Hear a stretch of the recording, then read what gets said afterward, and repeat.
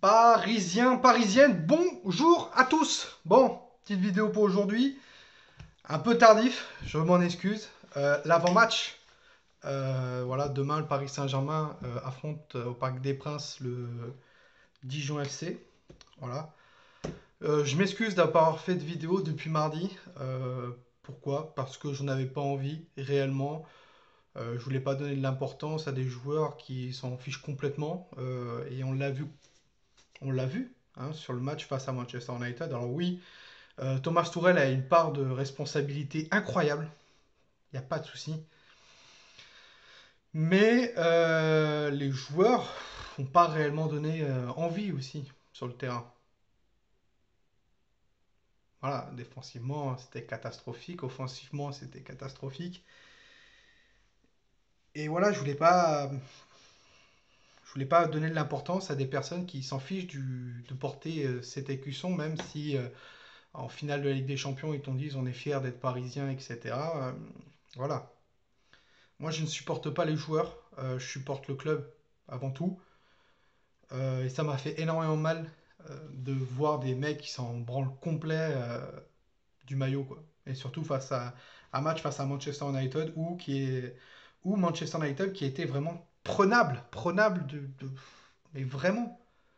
Et on n'a pas fait le taf, ils n'ont pas fait le taf sur le terrain, voilà, c'est tout.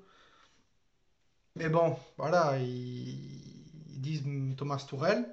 Ok, Tourelle a sa part de responsabilité, mais en Ligue des Champions, la moitié des personnes nous dit oui, bah, s'ils sont allés, c'est pas grâce à Thomas Tuchel, c'est grâce aux joueurs.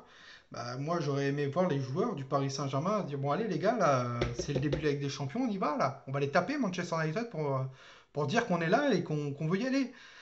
Alors, je m'inquiète un peu, mais des personnes sur Facebook m'ont dit vous t'inquiète pas, on va se qualifier et tout, etc.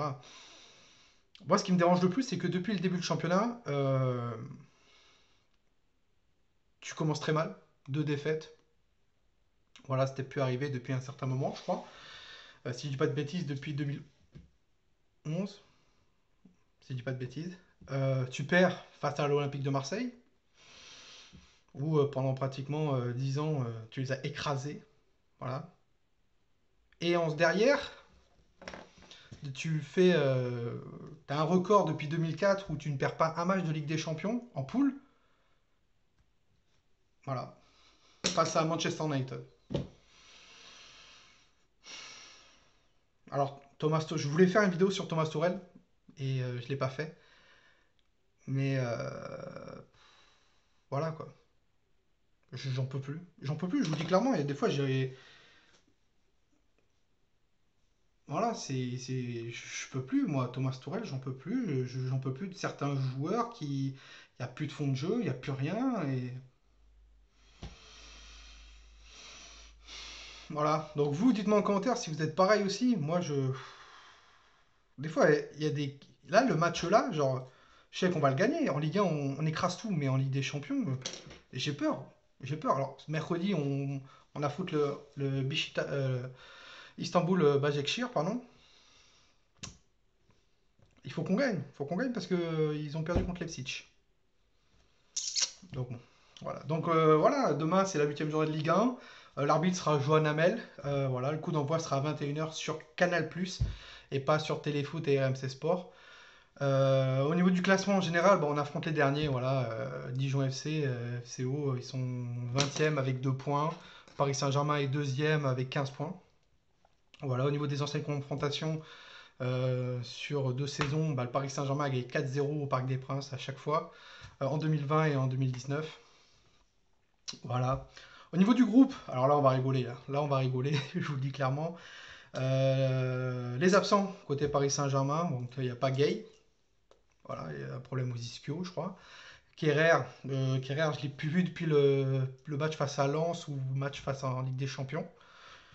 Ouais, il faut s'en débarrasser. Icardi, faut qu'il perde un peu plus de poids et je sais pas ce qu'il a eu. Voilà. Paredes, problème aux ischios.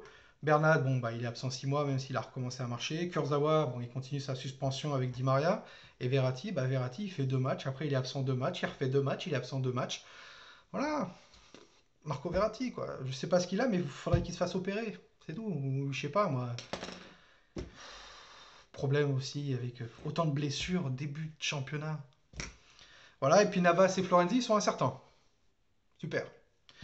Donc le groupe du Paris Saint-Germain, donc si Navas et Florenzi sont pas là, bah, t'as Rico et Letellier au goal.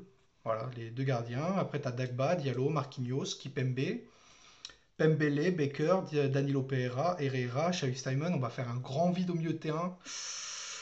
Fadiga, Keis Ruiz, Sarabia, Keane, Rafinha, pardon, Neymar et Mbappé. Et voilà, et Thomas Tuchel en conférence de presse a dit comme quoi il voulait faire souffler Kipembe et Mbappé parce qu'ils ont joué énormément et il voulait un peu plus qu'ils soufflent avant le match de Ligue des Champions. Donc au niveau de la composition probable, bah, alors certes, donc, je me plains, mais c'est quand même une belle équipe, mais voilà quoi. C'est avec tous les blessés qu'on a. Donc voilà, la composition probable, on a Rico au goal, hein, si Navas c'est incertain. Dagba à droite, où il n'y aura peut-être pas de remplaçant, donc ça veut dire que si Dagba, c'est fini, enfin voilà. Marquinhos Diallo, pareil, pas de remplaçant parce que Kerrer, voilà, Kimpembe, ben, il faut qu'il souffle. Baker à gauche, voilà, Kurzawa suspendu, et Bernat absent. Voilà, donc s'il se claque, c'est pareil. Danilo Pereira en 6, voilà, moi je continue à 4-3-3, ça a super bien marché, Danilo Pereira en tant que numéro 6, avec Ander Herrera, et là il faudra un milieu créatif, et là je prends notre cher ami Rafinha qui a fait énormément de bien, je trouve, quand il est rentré face à Manchester United. Et, bah, derrière, et après en 4-3-3, bah, tu mets Neymar à gauche, Keane au centre, et Sarabia à droite, même si Sarabia je le trouve pas très bon depuis le début du championnat. Au niveau absent, face à Dijon, les absents à Dijon, donc Yacine Benzia, Romain Amalfitano qui va partir vers un club saoudien, je crois. Et tu as le petit Assalé qui est absent. Donc la composition d'équipe de Dijon, voilà, bon, vous la connaissez peut-être pas, mais on partirait donc la même équipe de Rennes, face à Rennes, pardon, et Dijon qui ont fait 1-1 le week-end dernier face à Rennes. Donc Alakbe au goal avec Shafik à droite, Manga, Panzo et Chala. Voilà. Après, tu prends l'ancien joueur de Lorient, Ndong avec l'Otoa, Epimbe, l'ancien joueur parisien qui serait sur le côté gauche. Ça joue en 4-2-3-1. Voilà, ça Maritano en tant que numéro 10, Chouillard à droite. Et leur nouveau buteur, le petit Konaté, qui était l'ancien buteur de Amiens. Donc, analyse de l'équipe adverse, clairement, vous allez voir. Dijon, ils arrivent au Parc des Princes. Ben, ils vont être là, ils vont mettre le bus et jouer la contre-attaque. Et ils vont essayer de prendre moins de buts possible. Vous inquiétez pas, ils vont pas faire comme Angers, voilà, où Angers s'était pris une pilule. Puis voilà, Angers, ils voulaient proposer du jeu, mais ils ont pris une pilule derrière. Vous inquiétez pas, Dijon, ils vont essayer de ne pas prendre une pilule, hein, clairement. Et moi, je vais vous dire mon prono juste après. Ça va jouer défensif et ils vont essayer de jouer la contre-attaque. Voilà, donc joue défensif, contre-attaque avec leurs ailiers, ça va partir sur les ailes, c'est obligé, et bloc bas. Voilà, bloc bas où ça va empêcher Neymar à passer, Sarabia, Rafinha et tout, etc. Donc mon pronostic pour ce match, je vois un 2-0. 2 voire 1-0, on verra bien. Euh, on verra bien, après je me trompe peut-être. Je me trompe peut-être, et je vois les buteurs Neymar, et j'aimerais bien que Moeskin marque son premier but au moins. Voilà. Donc vous, dites-moi aussi votre pronostic en commentaire, et donc si vous voulez mettre une petite pièce sur le match, bah, je vous dis clairement, ça sert à rien. Ça sert à rien. La cote au Paris Saint-Germain, elle est à 1,07. Le match nul est à 14,50. Et la cote de Dijon est à 35. Voilà, donc si vous sentez que Dijon peut faire quelque chose durant le match, mettez 2 euros. Ça peut être pas mal. Mais Paris devrait gagner logiquement au Parc des Princes. Si on perd, c'est. Voilà quoi. Donc bon. Je suis désespéré, certes, je m'en excuse, mais quand je vois les réactions de certains supporters et quand je vois la réaction de certains joueurs et le coach, où durant la conférence de presse, il te dit clairement qu'il ne nous sentait pas, qu'il n'y avait pas de musique, c'était pas festival dans les vestiaires. L'excuse à la con, quoi. Bref. Sur ce, Parisiens, passez une très bonne fin de journée à tous. On se retrouve demain pour le débrief du match, avec, on espère, un super bon match niveau jeu et niveau collectif, mais bon, j'en doute. Passez une très bonne soirée à tous, c'était toi nous. Ici, c'est Paris, et Paris, c'est magique.